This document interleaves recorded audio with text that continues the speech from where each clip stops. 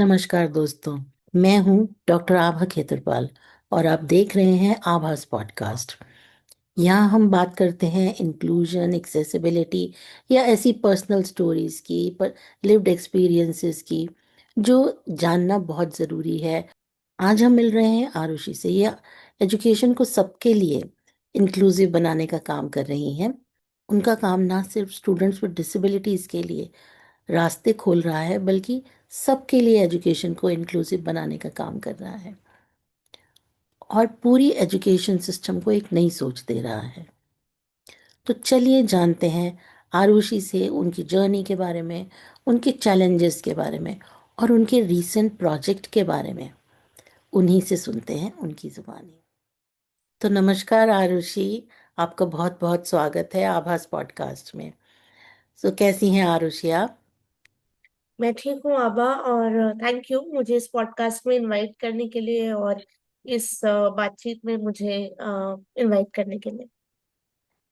तो जहाँ तक मेरी नॉलेज है, आप इंक्लूसिव एजुकेशन और एक्सेसिबल एजुकेशन इस एरिया में काम करती हैं।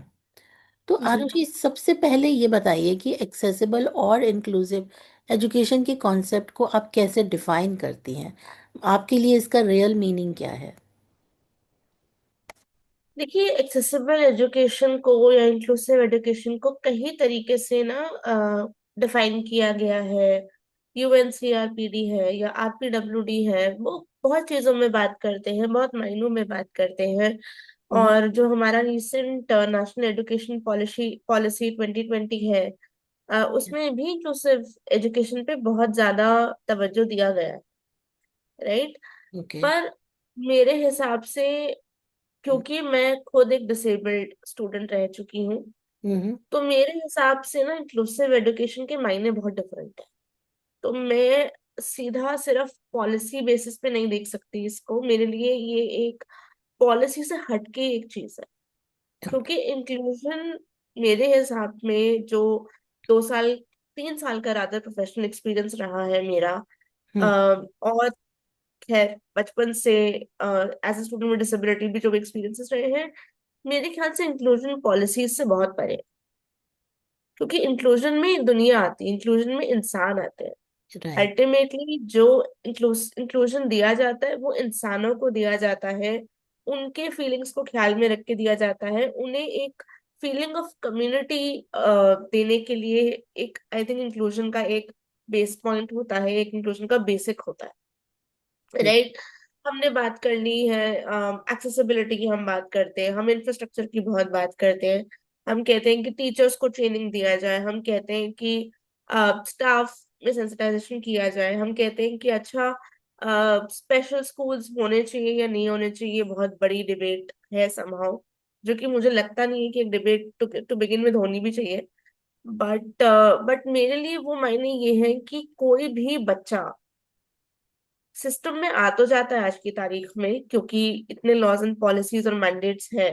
राइट। हम्म। क्या हम उस बच्चे को एक्चुअल में क्लासरूम का पार्ट बना सकते हैं, या वो क्लासरूम के कोने में बैठा हुआ है और बैठा ही है, उसको सब हम भूल गए कि वो बैठा है। या हमने उस एक बच्चे को एक क्लास के लिए क्लास से बाहर निकाल दिया, हम्म। कि मान लीजिए एक कोई सब्जेक्ट को स्पेशल एजुकेटर के साथ करता है, उसके लिए हमने उसे बाहर निकाल लिया। अब उसका उसकी सोशल लाइफ पे, उसकी ओवरऑल स्कूल लाइफ और एक्सपीरियंसेस पे क्या फर्क पड़ा, वो हम देखना भूल गए। कहीं ना कहीं हम भूल गए कि ये जो जनरेशन है, आज की जो बच्चों की जनरेशन है, हम्म। वो बहुत समझदार है, बहुत ज्यादा स्मार्ट है। ठीक है, उनको पता है कि जब एक बच्चा बाहर जाता है मैथ्स क्लास अटेंड करने अलग से, उसका क्या मतलब होता है। अब उसमें या तो उसके निष्कर्ष में, उसके एंड में, या तो बुलिंग हो सकती है, या वो बच्चा क्लासरूम में एक्सेप्ट हो जाएगा एज इट इज कि अच्छा कोई बात नहीं, एक सब्जेक्ट अलग से करता है बट है तो हमारा ही दोस्त। पर हम्म। वो क्या होगा, वो मुझे लगता है कि बहुत ज्यादा सेंसिटाइजेशन पे डिपेंड करता है। तो to me inclusive education sensitization से स्टार्ट होती है, राइट, ना कि इंफ्रास्ट्रक्चर से या फिर एक्सेसिबिलिटी से। Very true, very true. तो आरुषि, आपका जो अभी प्रेजेंट प्रोजेक्ट चल रहा है, उस प्रोजेक्ट के बारे हमें बताएं कि वो क्या प्रोजेक्ट है और वो आपने क्यों, कैसे स्टार्ट किया, उसका क्या ऑब्जेक्टिव था? इंक्लूसिव एजुकेशन के बेसिस में वो प्रोजेक्ट स्टार्ट हुआ। आज से 2 साल पहले कहीं ना कहीं मैं खुद एक स्टूडेंट थी, 20 साल की लड़की, अभी ग्रेजुएशन कंप्लीट हुआ है। अ, पता है लाइफ में क्या करना है, और इस प्लान से तो वो बिल्कुल अलाइन नहीं था जो मैं आज हूँ, जो मैं आज कर रही हूँ, राइट। बहुत सारे खुद के एक्सपीरियंसेस थे, बहुत सारे parents of children with disability से जुड़ी हुई थी, क्लिनिक्स की बदौलत या अपने जो खुद के फिजियोथेरेपी होता था, ट्रीटमेंट होता था, उसकी बदौलत बहुत पेरेंट्स मेरे को जानते थे। तो एक दो से ना इत्तेफाकन बात होने लग गई बहुत सालों बाद। हम्म। और वही घूम फिर के वही कॉन्वर्सेशन आती थी कि बच्चा जो है क्लास में अकेले रह जाता है, बच्चे से कोई बात नहीं करता, टीचर्स उसको जाने अनजाने मिसट्रीट कर रहे हैं या आइसोलेट कर रहे हैं, क्योंकि उन्हें नहीं पता, टीचर्स की गलती पहली बात तो नहीं होती, हम्म। बट उन्हें नहीं पता। 40 बच्चे और एक टीचर खुद से हैंडल कर रही है, तो कितना करेगी वो भी हम्म। कितना, उनको कितना आप सिखा पाएंगे, और कितना वो इम्बाइब कर पाएंगे, कितना वो एग्जीक्यूट कर पाएंगे, राइट। राइट। फिर हम्म। एक डीएम आता है मुझे, जो कि वॉलंटियर फॉर इंडिया की एक फेलोशिप होती है, जिसको कहते हैं वॉलशिप फेलोशिप। मैंने ओके। अप्लाई किया कि ठीक है, करके देखते हैं क्या होता है, और कुछ भी नहीं था कि देखते हैं कि अगर हम ये कुछ कर सकते हैं थोड़ा बहुत, वो सिलेक्शन मेरा हो जाता है। हम्म। 6 महीने का ये प्रोजेक्ट था उस हम्म। समय, कि 6 महीने हम सेंसिटाइज करेंगे सिर्फ। तो हमने कॉलेज स्टूडेंट से स्टार्ट किया, बिकॉज उस समय एक्सेस इजी था कॉलेज स्टूडेंट्स का हमारे लिए। I was a college student, I had a lot of friends in the due circuit. तो हम्म। इस वजह से हमने कॉलेज से स्टार्ट कर दिया। उसके बाद मैं यूएन के साथ इंटर्न करने लग गई थी, United Nations Office on Drugs and crime, जो मेरा एक मैंडेटरी वो होता था, इंटर्नशिप मॉड्यूल होता था कॉलेज का मास्टर्स की डिग्री के दौरान। तो मैं मेरी इंटर्नशिप उनके साथ लगी है, तो उनको ये प्रोजेक्ट का मालूम चला।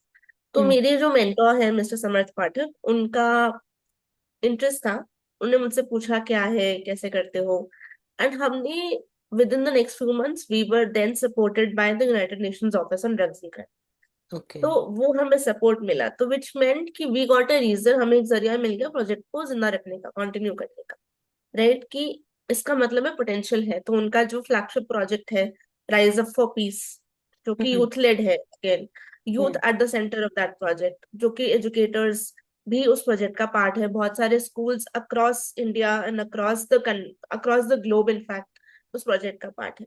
तो ओके। हमें एक इकोसिस्टम मिल गया, हमें एक जरिया मिल गया कि ठीक है, हम इस प्रोजेक्ट को कंटिन्यू कर सकते हैं। फिर हम्म। उसके बाद हमने और कॉन्वर्सेशंस करनी स्टार्ट करी, हम एजुकेशन के बियॉन्ड भी गए। आज की तारीख में हम जिस तरह की डिसेबिलिटी के अगर डेज होते हैं या मंथ्स होते हैं, हम उस पे भी वेबिनार्स करते हैं, उस पे भी हम कॉन्वर्सेशन करते हैं। मेरे पास बहुत सारी चीजें हैं जो हम सिंप्लीफाई नहीं कर पा रहे हैं हमारी जनरल टारगेट ऑडियंस के लिए। ओके। जब तक कि वो नहीं होगा, तब तक सेंसिटाइजेशन नहीं होगा, जब तक डिसेबिलिटी का टाबू टाबू ही रहेगा। हम्म। तो एक ब्रॉड ऑब्जेक्टिव जो हमेशा इनेबल एजुकेशन का रहेगा, चाहे हम जो मर्जी करते हैं उसके अंदर, वो ये है कि हमें यूथ को सेंसिटाइज करना है, हमें इस जनरेशन को बताना है कि हो गया। जो स्टीरियोटाइपिंग होती थी, जो बुलिंग होती थी, जो जितना भी यू नो डिस्क्रिमिनेशन होता था बच्चों के साथ, वो हम्म। बंद करना अब आपकी जिम्मेदारी है, क्योंकि आप कर सकते। राइट। तो that is the broad overarching objective जो इनेबल एजुकेशन हमेशा फॉस्टर करेगा। हम्म। तो ये स्कूल बेस्ड भी है या कॉलेज बेस्ड ही है सिर्फ? बोथ। बोथ। हमने राइज अप फॉर पीस के साथ जब हम जुड़े, यूएनओडीसी के साथ जब हम जुड़े, तो हमें कॉलेज स्कूल्स में करने का कॉन्फिडेंस आया कि हम्म। स्कूल्स में हम अपना एक आउटरीच कर सकते हैं, किस तरीके से स्कूल्स को इन्वॉल्व किया जा सकता है। तो हमें हम्म। वो कॉन्फिडेंस उस दौरान आया कि ठीक है, अब हम स्कूल्स में करते हैं। हम्म। तो इंक्लूसिव एजुकेशन की इम्प्लीमेंटेशन में आपके विचार से सबसे बड़ा चैलेंज क्या आता है? मैं अपने करंट प्रोजेक्ट से पहले नीति आयोग में थी okay. For a brief period, hmm. जहां पर मैंने एक वर्किंग पेपर में काम किया on inclusive education, inclusive higher education rather for children with disabilities. Hmm. PhD scholars with disabilities हमारे पास डेटा ही नहीं है कि कितने हैं। हायर एजुकेशन में भी डेटा डिस्क्रिपेंसी बहुत है, कि हाँ। जेंडर वाइज है, या किस हम्म। तरीके से हायर एजुकेशन को हम फोस्टर करें कि we have less drop outs and we have more people completing their higher education. Hmm. Hmm. मेरे ख्याल से लूप होल सबसे बड़ा जो ये आता है वो यही है कि पहली बात तो वी नीड टू अंडरस्टैंड कि किस तरीके से हम एक बच्चे को क्लासरूम में इंटीग्रेट कर सकते राइट। हैं, राइट। उसका इंक्लूजन नहीं होएगा, उसका इंटीग्रेशन नहीं होएगा, वो नहीं एक लॉन्ग टर्म कॉन्टेक्स्ट में सरवाइव करेगा। हम्म। एंड सर्वाइवेबिलिटी कौन इंश्योर करता है? टीचर। एक पर्टिकुलर टीचर बच्चे के साथ 24 घंटा 7 दिन तो नहीं होने का, हम्म। है ना। किसके साथ बच्चा सबसे ज्यादा वक्त गुजारता है? पीयर्स के साथ। या। क्या हम पेयर्स को हम बोल सकते हैं कि इनको सपोर्ट करो, इनके साथ बात करो, इनको इंक्लूड करो एक्टिविटीज में? हम हम्म। भूल गए कि इंक्लूसिव एजुकेशन जब हमने बोल दिया कॉन्स्टिट्यूशन ने कि it is a fundamental right of every child with disability, what does that mean? उसका मतलब क्या है? क्या हम्म। होता है फंडामेंटल राइट? सिर्फ क्लासरूम में बैठ के लिखो, डिक्टेशन करो, एग्जाम्स दो, प्रोजेक्ट्स करो और बस? नहीं। ट्रू। स्पोर्ट्स अपॉर्चुनिटीज जो बच्चे को स्कूल में मिलते हैं वो स्टूडेंट्स विद डिसेबिलिटीज को नहीं मिल रहे हैं आज के डेट में। हम्म। हम्म। जो एक्स्ट्रा करिकुलर अपॉर्चुनिटीज मिलते हैं बच्चे को, वो बिल्कुल नहीं नहीं मिलते मिला। स्टूडेंट्स विद डिसेबिलिटीज को। हम्म। देखा भी नहीं होता। हमने अपने टाइम में barely एक्स्ट्रा करिकुलर सीखे, राइट। जो मैं पीपल से कि she is a good speaker या मतलब लिखती है अच्छा या जो भी है, वो ओवर टाइम जाके कॉलेज में डेवलप हुआ है। हाँ। हाँ। क्योंकि कॉलेज में वो स्पेस था कि खुद को रियलाइज कर सके इंसान कि हम्म। क्या स्ट्रेंथ है, क्या वीकनेस है। तो हमने सोचा, हमने पीयर्स को पहली बात बिल्कुल हटा दिया इस कॉन्वर्सेशन से, हम्म। which is one part. Second part is we forgot we had to listen to children with disabilities. हम्म। हम भूल गए कि उनकी वॉइसेस मैटर करती थी, हम्म। राइट।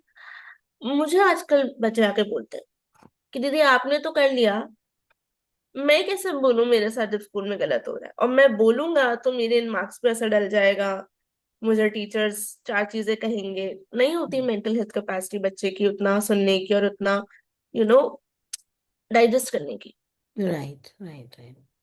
सो राइट। एजुकेटर्स को सेंसिटाइज करना कितना आसान, कितना मुश्किल, उसमें भी चैलेंजेस आते होंगे। तो हाँ, educator sensitisation was something that we started with. हमने ग्लोबल लेवल्स एजुकेटर सेंसिटाइजेशन भी करा, hmm. Right, as an education. पर हम्म। उसी में आभाजी ये रियलाइजेशन था कि 40 बच्चों की क्लास है, एजुकेटर अकेले कितना कर लेंगे? और एजुकेटर अकेले कितने बच्चों को समझा लेंगे? हम्म। तो क्या सारा ओनर्स एक एजुकेटर पे डालना सही है? May be not. तभी मैं बोल रही हूँ कि डिविजन ऑफ रिस्पॉन्सिबिलिटी, तभी मैं बोल रही हूँ कि डेमोक्रेसी, तभी मैं बोल रही हूँ कि भाई जब पीयर ज्यादा टाइम बिता रहा है उस बच्चे के साथ तो उसको बताइए ना कैसे करना है सेंसिटाइज, हम्म। उसका सेंसिटाइजेशन करिए। हमने दुनिया भर की टीचिंग ट्रेनिंग्स दे दी है टीचर्स को, आगे क्या? What next? Do they have the time to implement? Yeah. Do they have the time to listen to each child? Do they have the bandwidth to listen to each child?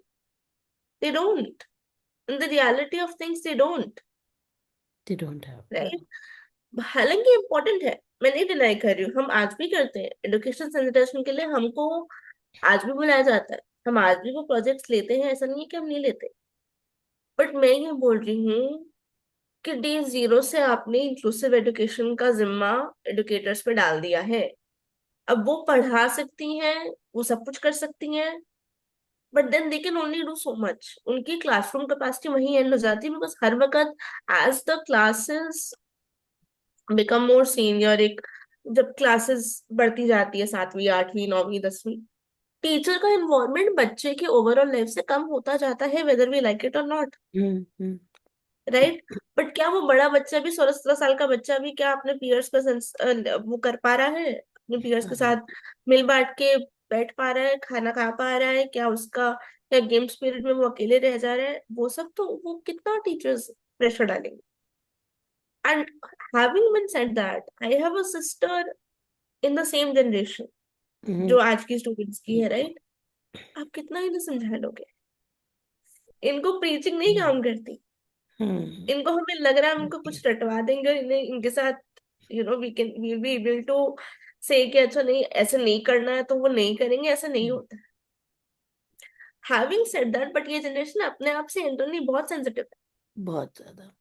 We just need to tap that potential. या so क्या digital education या digital accessibility भी आपके project का part है, उसमें technology का कुछ रोल है? We are on Instagram, we are on LinkedIn, we are yeah on Instagram and LinkedIn. Why are we there? ताकि हम मुश्किल से मुश्किल इंफॉर्मेशन सिंप्लीफाई करें for the students. Hmm. Right, simplify करने के लिए। राइट, ताकि पता चलता रहे कि okay this is. Hmm. Hmm. क्योंकि मीडिया, क्योंकि मैं खुद एक मीडिया प्रैक्टिशनर हूँ, तो मुझे ये पता है कि हम क्या सोचते हैं, हम क्या करते हैं, हम क्या बोलते हैं, उसका डायरेक्ट रिलेशन है मीडिया में हम क्या कंज्यूम करते हैं उससे। हम्म। तो राइट। मीडिया में अगर आप ये कंज्यूम करते हैं कि कैसे सेंसिटाइज आप हो सकते हैं, कैसे आपको अपने पीयर्स को ट्रीट करना है, हम्म। तो जिंदगी काफी आसान हो जाती है। तो मीडिया का रोल है, कम है, बिकॉज मुझे ये भी बहुत अच्छे से पता है कि मैं 2 साल से सेंसिटाइजेशन कर रही हूँ। हम्म। मुझे करीब 3.5 साल हो गया इन द एडवोकेसी स्पेस और in the public speaking space. मुझे ये भी पता है कि 1 to 1 से जो बच्चे कनेक्ट कर पाते हैं, जो स्टूडेंट्स कनेक्ट कर पाते हैं, वो ऑनलाइन से नहीं कर पाते। हम्म। तो है role, but it's a balanced role. या ऑनलाइन या डिजिटल टेक्नोलॉजी या डिजिटल एक्सेसिबिलिटी का सिर्फ सोशल मीडिया से ही आई थिंक रिलेशन सिर्फ उतना नहीं है, not limited to that. But इसके अलावा अगर छोटे छोटे मॉड्यूल्स डिजिटल मीडियम से रेडी किए जाएं, सेंसिटाइजेशन या story telling, so don't you think कि वो भी बहुत इम्पैक्ट करेगा इन चीज़ों पे? हमारे जो modules, so we don't have standard modules right now, we will be doing that in the near future. Hmm. हमारे मॉड्यूल्स में डिजिटल का वैसे ही बहुत यूज है।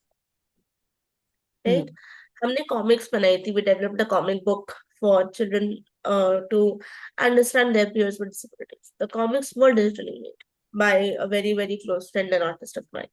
Okay. Right, so that, I think, see, digital modules का क्या role है या डिजिटल एक इकोसिस्टम का क्या रोल है सेंसिटाइजेशन में, बहुत बड़ा रोल है। सोशल मीडिया से बहुत बड़ा रोल है। मैं अभी सिर्फ उस पर लाइट डाल रही थी कि हम किस तरीके से यूज करते हैं। लेकिन मुझे ये पता है कि आज की डेट में एडवोकेसी के लिए मीडिया कैन बी बोथ एक मददगार चीज और एक पूरी अच्छी खासी मेनेस, जो कि बिल्कुल चीजों को साउथ लेके जाएगी। तो हम्म। वो दोनों चीजें हो सकती है, तो उसका बहुत ख्याल रखने की हमको जरूरत है। बिल्कुल। और इसलिए हम मीडिया में जो है कंटेंट थोड़ा सा ध्यान से क्रिएट करते हैं हम्म। कि one piece of misinformation and you are everything gone. Is gone, yeah it is gone. So your future plannings, future projects, और क्या करना चाहती हैं आप?